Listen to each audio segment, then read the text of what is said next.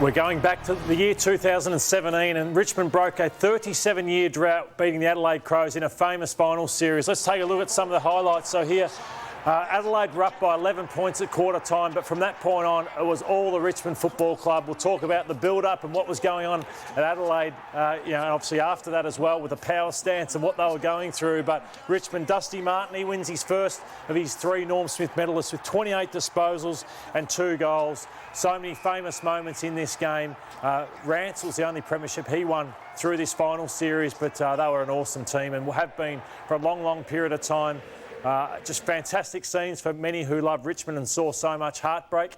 But Kano, the Adelaide Crows, was a disaster, wasn't it? And the fallout from that game for them has been played out this year, hasn't it, since Eddie Betts released this book. But the power stance was topical this year. Everyone's going, what the hell are they doing? So this is the Collective Minds initiative, which had worked for them up until this point. But you look back and it looks reasonably comical now. You'll see Big Tex standing there with Don Pike, looking rather foolish when you see the result that ensured. There was a lot of groin grabbing and thrusting at training, according to the book of Eddie Betts. So some strange practices were put in place, and I don't really know what they're doing, but that power stance was supposed to help them go all the way. It did anything but.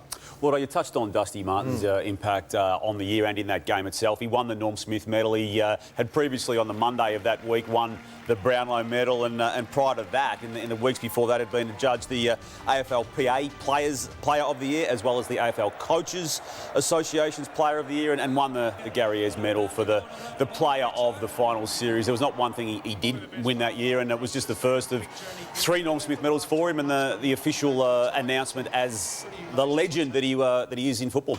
Damo Joey Danaher took a specky to win Mark of the Year. Jakey Carlisle already sat under that many Mark of the Years. There he is under this one again, Jake. Poor Jake. But I reckon Andrew Walker got hold of him in one of the marks of the all-time as well. But Joey, that was a specky. Breaks your heart, actually, not seeing Joey in an Essendon jumper. And Daniel Rioli, I couldn't remember this one, but he's won 3 premierships as a half-forward. Now he's dominating off the half-back for Richmond. Goal of the year for Daniel Rioli. And the fact that Joe Danaher won the Mark of the Year, Llordo, meant that Jeremy Howe somehow didn't. He hasn't been acknowledged with Marks of the Year as much as he should have been. I don't know how you take a better mark than that and for it not to be acknowledged, because I thought that was probably the choice. And he was of Mark. filthy, wasn't he? Yeah, he wasn't happy. He was not happy. Hear it. Joe Danaher. That's how I looked when I found out you got an invite to the Brownlow. AFLW kicked off in January at Icon Park, Carlton, Collingwood, and there were so many fans there that Gil had to tell the fans doors were locked. It was at capacity, as you see the doors being locked there. And there's Gil out the front. But it kicked off in 2017. Darcy Vesio kicked the first goal of the AFLW. Carlton careened away to a big win.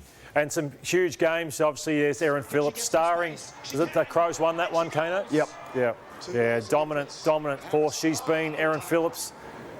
There she is, holding up that cup with Beck Goddard, who's now the coach of Hawthorn. After the siren, there was some absolute beauty. So Richmond, you thought to yourself, can they win a premiership? Because they started to lose some tight ones around this period. Lockie Neal playing for the Dockers, kicking it to David Mundy. What a clutch player he has been for such a long, long time, and still got a bit to say in this year's final series. So he did that to the Tigers, broke their hearts. This one, I'll never forget this one where I think Brendan Goddard had a kick smothered. It went out of bounds, the ball went back down. Gary Rowan, they came back from 4 goals down when Rowan kicked that one. Johnny Longmire got them into the final series there. Who would forget McGovern? This was when McGovern was at his best, or Mitch McGovern playing for the Crows, Hornsey. Yeah, he's just dynamic, and you thought this guy's got the world at his feet, really. Great speed, athleticism, kicked that one. And this was in a final. Extra time of the final, mind you, and that free kick against Jared Pollock. And Luke Shuey's a clutch player. It has been for a long time. Look at that. Players on the mark. And he went back and nailed it and ended Port Adelaide's season after the siren. So we talk about last night's game, the Collingwood one, and Geelong being... You think back to that one, that was epic too, wasn't it? Yeah, it was. So he's been snubbed for the Brownlow medal, and I'm counting 8 segments here in Lordy's deep dive, and TJ's name is not next to one of them. He's been snubbed again. I've got nothing. I don't put the rundown together, TJ. No, but it's your segment. Yeah, I know. Well, I'll make sure that never happens again. Well, in the ad break, can we find out why there's nothing? It's like nothing. Luca Urso is his name. Is that his last name? I had no idea.